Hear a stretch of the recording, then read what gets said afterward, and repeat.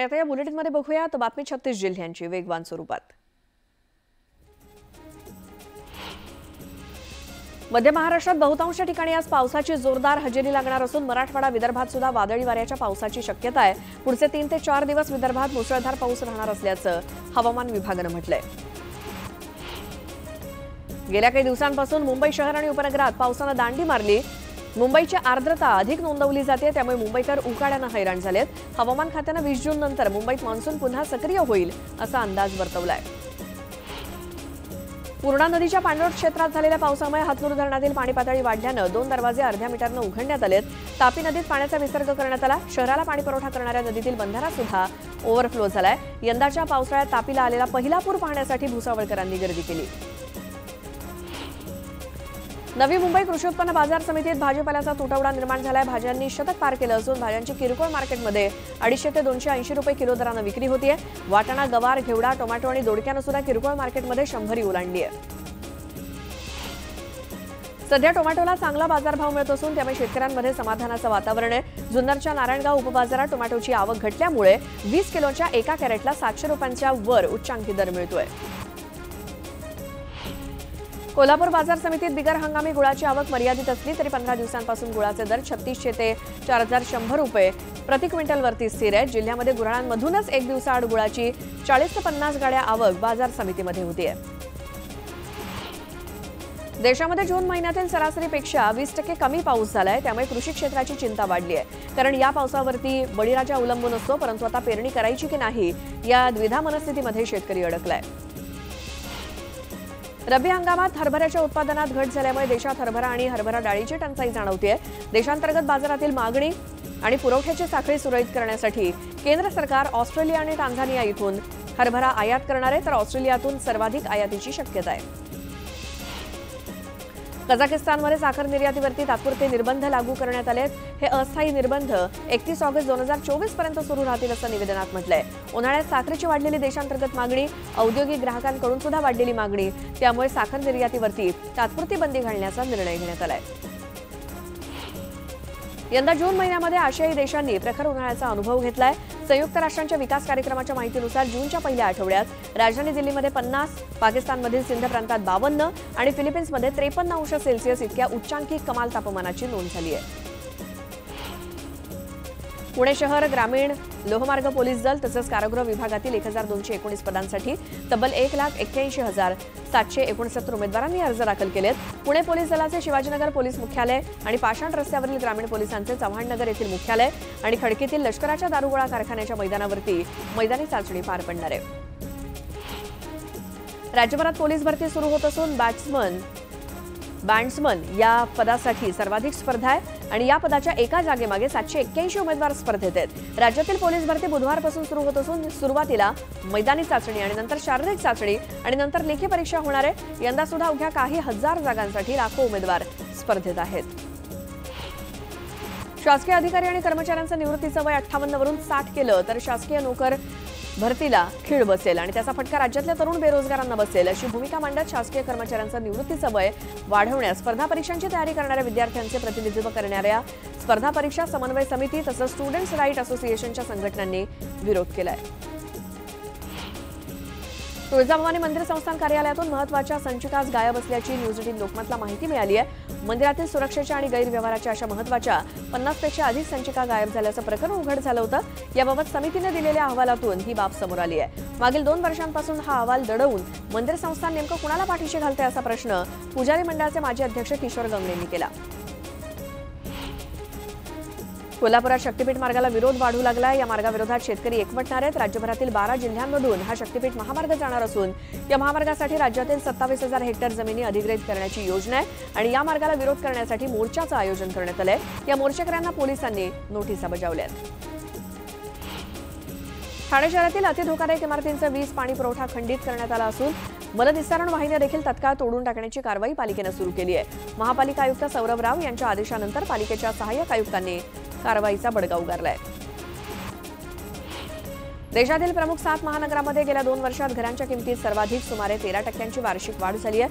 गेल्या 2 आर्थिक वर्षांमध्ये 8,25,000 नवीन घरांचा पुरवठा झाला असून 8,72,000 घरांची विक्री सुद्धा झाली आहे। म्हाडाच्या मुंबई मंडळाकडून बीडीडी चाळ पुनर्विकास प्रकल्पांतर्गत वरळी बीडीडी चाळ येथे सध्या 12 पुनर्वसित इमारतींची कामं सुरू आहेत आणि यातील 2 इमारतींचं 80% काम पूर्ण झालं असून उर्वरित काम दिवाळीपर्यंत पूर्ण होण्याची शक्यता आहे। बीडीडी चाळीतील इमारत 30, 31 आणि 36 क्रमांकामधील पात्र 550 रहिवाशांना 500 स्क्वेअर फुटांच्या घराचा ताबा दिला जाणार आहे। म्हाडाच्या मुंबई मंडळाच्या 2016 मध्ये झालेल्या सोडतीतील 306 विजेते 8 वर्षांपासून घराच्या प्रतीक्षेत आहेत। पूर्वी 306 घरांचा समावेश असलेल्या इमारतीचं काम अपूर्ण असल्यानं ताबा रखडला होता, तर आता काम पूर्ण झालंय, पण ओसी मिळत नसल्यानं ताबा देता येत नसल्याचं सांगितलं जात आहे। ठाणे भिवंडी कल्याण मेट्रो 5 मार्गिकेच्या कारशेड उभारणीचा मार्ग मोकळा होणार आहे। या मेट्रो मार्गिकेसाठी कशेळी येथील जागा पुढील 8 ते 15 दिवसात मुंबई MMRDAच्या ताब्यात मिळणार आहे, त्यामुळे लवकरच या कारशेडच्या उभारणीला सुरुवात होणार आहे। पब, बियर बार आणि रूफटॉप हॉटेलवरती उत्पादन शुल्क विभागाकडून सुरू असलेल्या कारवाईनंतर अनेक बार मालकांनी सावध पवित्रा घेतला। येणारा ग्राहक 25 वर्षांखालील नसल्याची खातरजमा करून घेण्यासाठी बार आणि पब मालकांनी सरकारी कागदपत्र अनिवार्य केली आहेत। देशाच्या काही भागात उष्णतेची भीषण लाट आल्यामुळे प्रवासात मोठी घट झाली आहे, त्यामुळे यंदा जूनमध्ये डिझेलच्या मागणीत सुमारे 4% घट झाली। निवडणुकांच्या काळात इंधन विक्रीमध्ये वाढ होत असते, मात्र यंदा कल कायम राहू शकला नाही आणि निवडणुकांनंतर सुद्धा घसरण कायमच राहिली आहे। घाटकोपर येथील रमाबाई आंबेडकर नगर पुनर्विकास प्रकल्पातील सर्व रहिवाशांची प्रारूप यादी या महिना अखेरीस झोपडपट्टी पुनर्वसन प्राधिकरणाकडून प्रसिद्ध केली जाणार आहे। त्यानंतर 15 जुलैपर्यंत सर्व रहिवाशांची पात्रता निश्चिती पूर्ण करण्याचं नियोजन करण्यात आलंय, अशी माहिती अधिकाऱ्यांनी दिली। त्यामुळे ही जागा लवकरच MMRDAच्या ताब्यात मिळण्याची शक्यता आहे। कोकण रेल्वे मार्गावर जादा गणपती स्पेशल रेल्वे सोडण्याची मागणी अखंड कोकण रेल्वे प्रवासी सेवा समितीने केली आहे। परतीच्या प्रवासात चतुर्दशीपूर्वी 3 दिवस सर्व जादा रेल्वे या मडगाव मिरज मार्गे पनवेलला वळवून सर्व सुपरफास्ट एक्सप्रेसना कोकणामध्ये जादा थांबे देण्यात यावेत, यासाठी समितीने लक्ष वेधलंय। पिंपरी शहरामध्ये 50% म्हणजेच 3,09,233 मालमत्ता धारकांनीच 2.5 महिन्यात 362 कोटी 12 लाख रुपयांचा कर भरणा केलाय आणि महापालिकेच्या विविध कर सवलतींचा लाभ घेण्यासाठी 30 जूनपर्यंत मुदत आहे। या सुटीच्या 4ही दिवशी कर संकलन कार्यालयातील केंद्र सकाळी 9:30 ते संध्याकाळी 6 पर्यंत सुरू राहणार आहेत।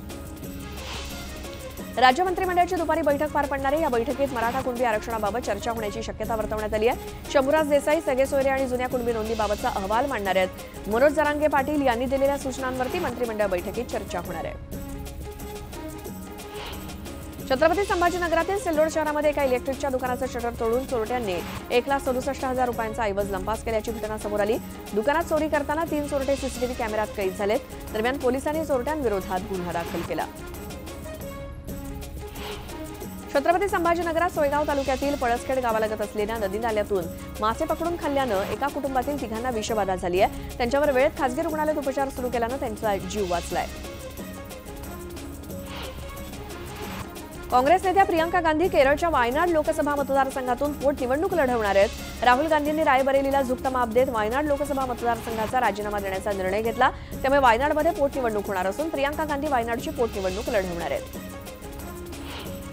भाजपच्या नेत्या पंकजा मुंडे यांना पक्षानं राज्यसभेवरती घ्यावं अशी मागणी भाजपचे आमदार सुरेश धस यांनी केली आहे। यात उशीर करून उपयोग होणार नाही, पक्षानं तातडीनं दिल्लीमध्ये विचारून घोषणा करावी असं ते म्हणाले, तरच समर्थकांच्या आत्महत्यांसारख्या दुर्दैवी घटना थांबतील असं सुरेश धस म्हणाले।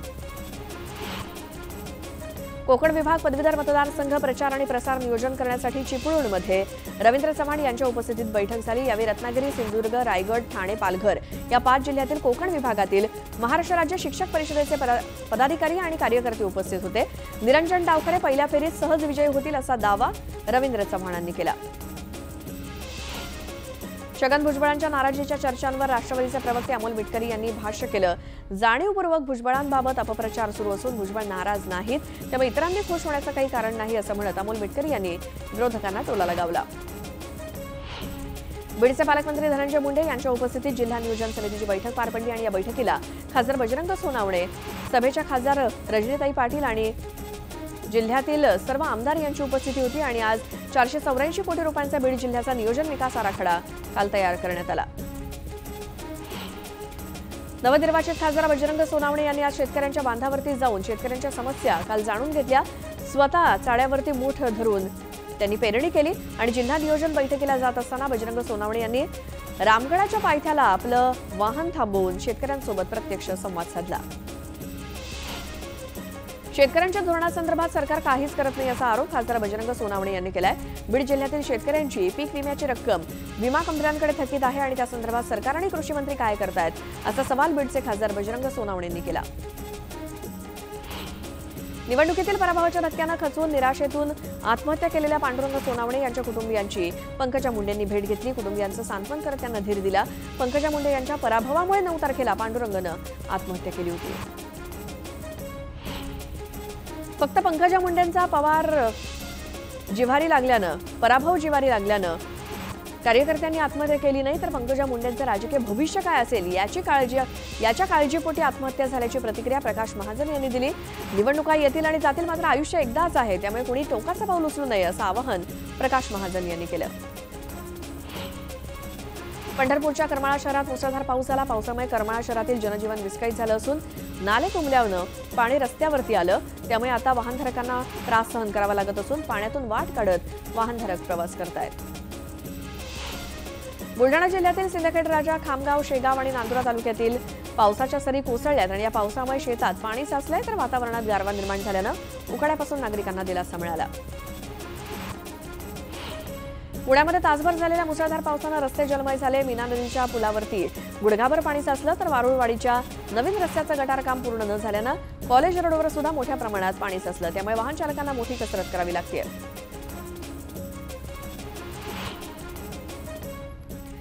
आता एक सविस्तर बातमी बघूयात. लोकसभा निवडणुकीमध्ये मतदारांनी सत्ताधारी महायुतीला जोरदार धक्का दिला. केंद्रात आणि राज्यामध्ये सत्ता असताना सुद्धा महायुतीला अवघ्या 17 जागा जिंकता आलेल्या आहेत. पण लोकसभेमध्ये पराभव का झाला याचं कारण काही महायुतीच्या नेत्यांना सापडताना दिसत नाही. त्यामुळे वोट जिहाद नंतर आता अर्बन नक्षलची एंट्री यामध्ये झाली आहे. मागे देखील मी म्हटलं होतं की हे नक्षल फक्त गडचिरोलीत नाहीये, हे अर्बन नक्षल काही एनजीओ मध्ये घुसलेले आहे. जसं मी सांगितलं की लोकसभेच्या निवडणुकीमध्ये आपण 3 पक्षांसोबत एका खोट्या नरेटिव्हशी लढत होतो. संविधान बदलणार, आरक्षण जाणार, असे अनेक नरेटिव्ह तयार झाले.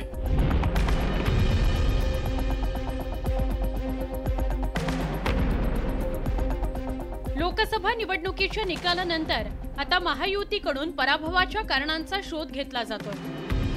विदर्भ, उत्तर महाराष्ट्र, मराठवाडा, पश्चिम महाराष्ट्र आणि मुंबई या विभागात महाविकास आघाडीनं जोरदार मुसंडी मारली आहे. महायुतीला आपल्या बालेकिल्ल्यात पराभवाचं तोंड पाहावं लागलंय. गेल्या लोकसभा निवडणुकीच्या तुलनेत भाजपचं मोठ्या प्रमाणात संख्याबळ घटलंय. त्यामुळेच हा पराभव महायुतीच्या चांगलाच जिव्हारी लागलाय. मुख्यमंत्री शिंदे यांनी या पराभवाकरता आता अर्बन नक्षलला जबाबदार धरलाय. तसंच त्यांनी काही स्वयंसेवी संस्थांवर संशयही व्यक्त केलाय. काही एनजीओ जे आहेत, खास करून सरकारच्या विरोधामध्ये मत तयार करणारे लोक आहेत. त्याच्यामध्ये मागे देखील मी म्हटलं होतं की हे नक्षल फक्त गडचिरोलीत नाहीयेत, हे अर्बन नक्षल काही एनजीओ मध्ये घुसलेले आहेत. मुख्यमंत्र्यांनी अर्बन नक्षलचा मुद्दा उपस्थित केल्यामुळे नव्या राजकीय वादाला तोंड फुटलंय. पण सत्ताधाऱ्यांकडून लोकसभेच्या पराभवासाठी केवळ हे एकच कारण दिलं जातंय असं नाही, तर लोकसभा निवडणुकीनंतर भाजपनं वोट जिहादचा मुद्दा उपस्थित केलाय.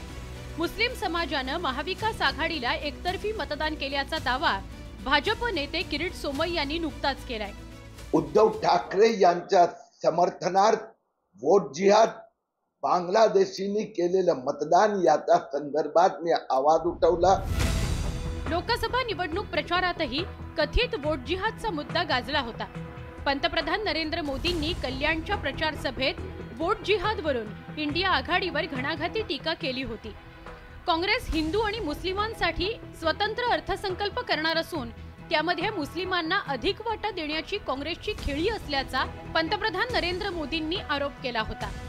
ये SC, ST, OBC का आरक्षण के टुकड़े करके वो किसको देंगे?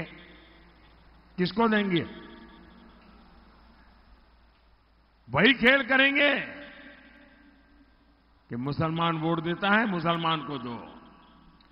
जिनसे ये वोट जिहाद करवाने की बात कर रहे हैं। आता लोकसभेच्या निकालानंतर वोट जिहादचा मुद्दा पुन्हा एकदा चर्चेत आलाय। भाजप नेत्यांनी राज्यातील पराभवाचं खापर वोट जिहाद आणि फेक नरेटिव्हवर फोडून एक प्रकारे पराभवाची जबाबदारी झटकण्याचा प्रयत्न केलाय। जसं मी सांगितलं की लोकसभेच्या निवडणुकीमध्ये आपण 3 पक्षांसोबत एका खोट्या नरेटिव्हशी लढत होतो। संविधान बदलणार, आरक्षण जाणार, असे अनेक नरेटिव्ह तयार झाले आणि त्यामुळे कुठेतरी आपल्याला पॉलिटिकल अर्थमॅटिकमध्ये त्या ठिकाणी मागे जावं लागलं। भाजपनं वोट जिहाद तर मुख्यमंत्र्यांनी निवडणुकीत अर्बन नक्षलचा मुद्दा पुढे केल्यामुळे राजकीय वादाची ठिणगी पडली आहे। महाविकास आघाडीच्या नेत्यांनी सत्ताधाऱ्यांवर सडकून टीका केली आहे। नरेंद्र मोदींनी स्वतः सांगितलं की जिहाद, मताचं जिहाद चाललेलं आहे। तर या लोकांना लोकशाहीवर विश्वासच नाही आणि हुकुमशाह आणि तानाशाह जी मानसिकता आहे त्या मानसिकतेच्या आधारावर एकनाथ शिंदे बोलत असतील तर महाराष्ट्रासारख्या राज्याच्या मुख्यमंत्री म्हणून त्यांना त्या खुर्चीवर राहण्याचा सुद्धा अधिकार नाही आहे। खरे तर लोकसभा निवडणूक प्रचारात अनेक मुद्दे गाजले। सत्ताधाऱ्यांनी मोदी की गॅरंटी आणि अब की बार 400 पार वरून सुरू झालेला प्रचार मंगळसूत्र आणि संविधान बदलाच्या मुद्द्याभोवती फिरताना दिसला। आता लोकसभा पराभवाचं विश्लेषण करताना महायुतीच्या नेत्यांकडून वोट जिहाद आणि अर्बन नक्षलचा मुद्दा पुढे केला जातोय। त्यामुळे आगामी विधानसभेकरता सत्ताधाऱ्यांकडून नवा नरेटिव्ह सेट करण्याचा प्रयत्न तर होत नाहीये ना, अशी राजकीय वर्तुळात चर्चा आहे।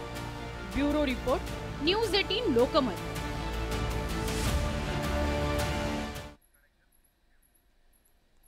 आणि यासोबतच वेळ झाली आहे या बुलेटिनमध्ये एका छोट्याशा ब्रेकची।